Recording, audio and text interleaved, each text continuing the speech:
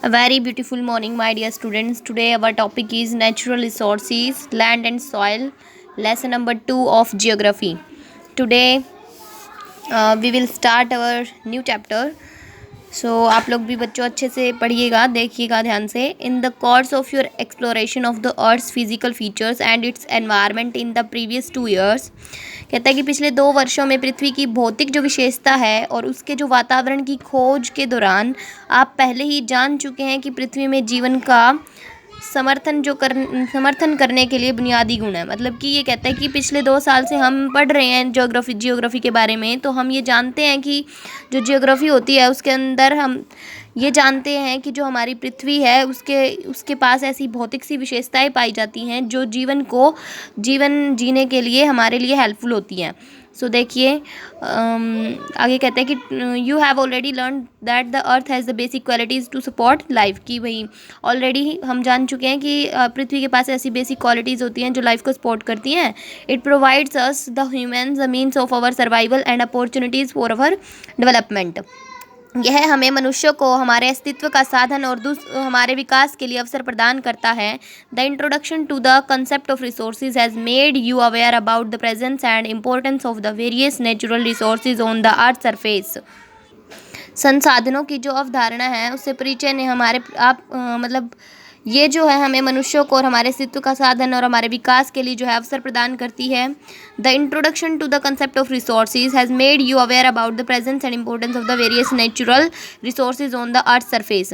कहता है कि संसाधनों की जो अवधारणा है उससे परिचय ने आपको पृथ्वी की सतह पर विभिन्न प्राकृतिक संसाधनों की उपस्थिति और महत्व के बारे में जागरूक कर दिया है. यू ऑलरेडी नो दैट, आप ऑलरेडी जानते हैं कि among earth's major domains the hydrosphere cover 71% of the earth surface while the lithosphere covers 29%. तो कहता है कि हम सब जानते हैं कि पृथ्वी के प्रमुख डोमेन में जलमंडल 71% शामिल है पृथ्वी की सतह, जबकि लिथोस्फीयर 29% को कवर करता है. All parts of the small percentage are not habitat. पृथ्वी की सतह जब कि ये जो है इस छोटे प्रतिशत के सभी भाग जो हैं रहने योग्य नहीं होते हैं.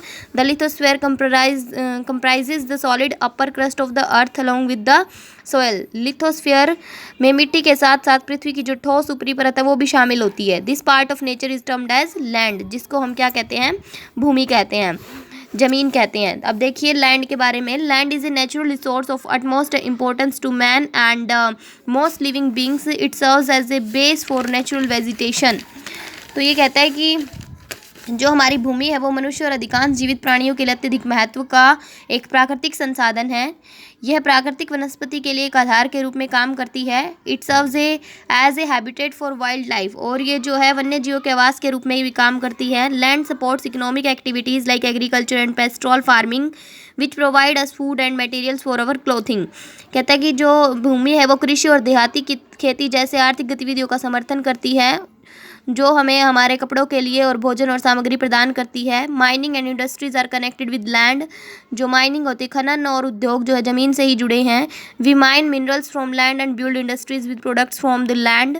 हम लोग जो हैं अपने जो ज़मीन से उत्पादों के साथ उद्योगों का निर्माण करते हैं हम. और नेक्स्ट कहता है कि we build our shelter and house on land with materials we obtain from it. हम अपने आश्रय और घर का जो निर्माण है उन सामग्रियों से करते हैं जो हमें भूमि से प्राप्त होती है. दस इसीलिए we should utilise land with care and proper planning. इस प्रकार हमें जो है देखभाल और उचित प्रकार से हमारी भूमि का जो है यूज़ करना चाहिए. यहाँ पे देखिए माउंटेन्स जो है सीन बहुत ही ब्यूटीफुल दिखा रखा है. ये है प्लेट्यूज़ और ये होते हैं हमारे प्लेन्स जो कि बिल्कुल मैदान टाइप, मतलब बिल्कुल समतल होते हैं. ये माउंटेन्स होते हैं जो कि हमें दिखाई दे रहे हैं और ये प्लेट्यूज होते हैं जो मलबा पड़ा हुआ है यहाँ पे देखिए. नेक्स्ट देखिए various land forms and their utilisation. यहाँ पे बहुत सारी फॉर्म्स हैं और उनका यूटिलाइजेशन कैसे है देखिए. The utilisation of land is determined by physical factor like relief soil and supporting climate.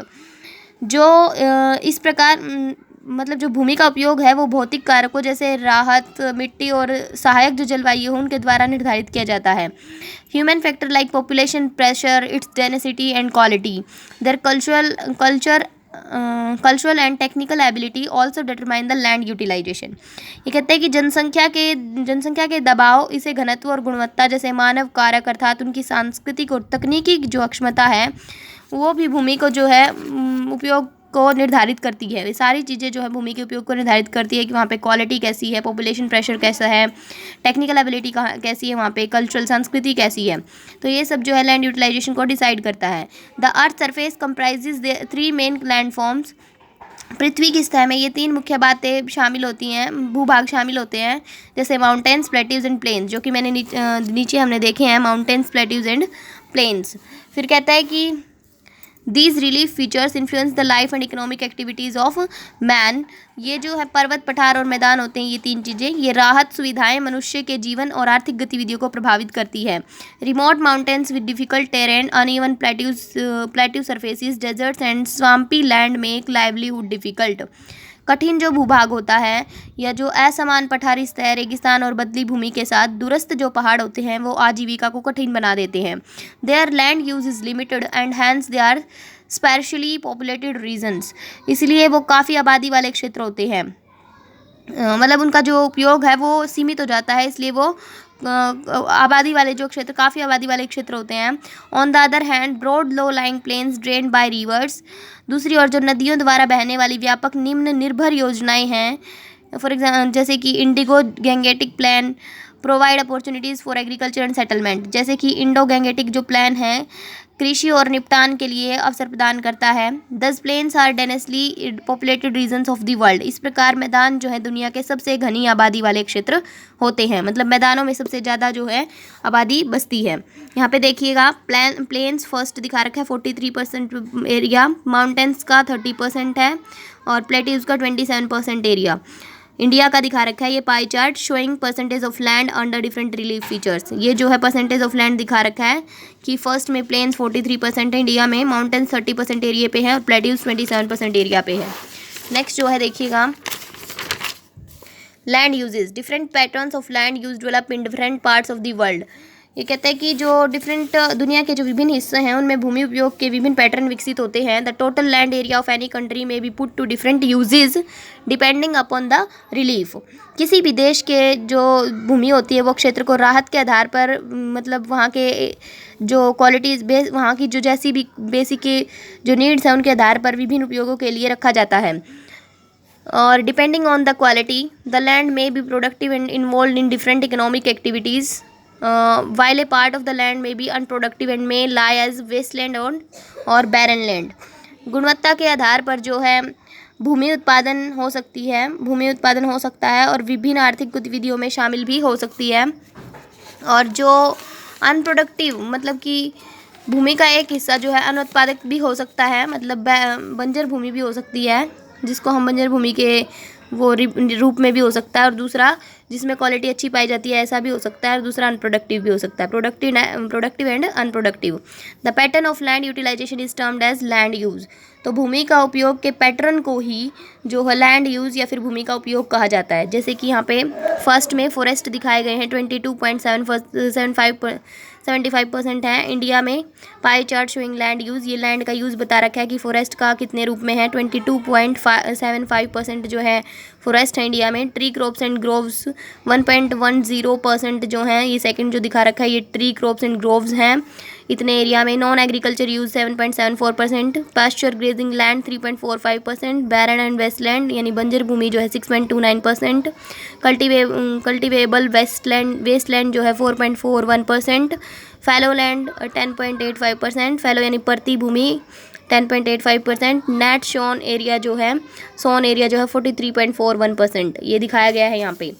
Next है land use in any area is determined bye. जो लैंड का यूज़ होता है किसी भी एरिया में वो इस तरीके इनके ऊपर डिपेंड होता है। फर्स्ट होता है location and accessibility of the area, कि स्थान या क्षेत्र की पहुंच कैसी है वहाँ पे, तभी वहाँ पे जो है जनसंख्या बसेगी। Relief nature of rocks and slope of the land, राहत चट्टानों की प्रकृति और भूमि की ढलान वगैरह कैसी है वहाँ पे। द टाइप ऑफ सॉयल, मिट्टी कैसी है वहाँ की। अवेलेबिलिटी ऑफ वाटर की अवेलेबिलिटी है या नहीं है। Cultural and technical development and need of the people, वहाँ पे कल्चरल संस्कृति और वहाँ पे टेक्निकल डेवलपमेंट कैसा है, लोगों की ज़रूरत कैसी है वहाँ पे। इंफ्रास्ट्रक्चर ऑफ द एरिया के आसपास जो इंफ्रास्ट्रक्चर है वो कैसा है। इन सभी को देख के किसी भी लैंड का यूज़ जो है निश्चित होता है कि हम उस लैंड को किस चीज़ में यूज़ लाएंगे। ये सब चीज़ें देख के ही खेत बनाएंगे, जाके वहाँ पे जो है घर बसाएंगे या फिर वहाँ पे हम खेती करेंगे, ये सब चीज़ें इन्हीं से के ऊपर डिपेंड होती हैं। सो बच्चों, आज हमने इतना चैप्टर जो है रीड कर लिया है, आप लोग भी अच्छे से रीड कीजिएगा। Thank you, have a nice day.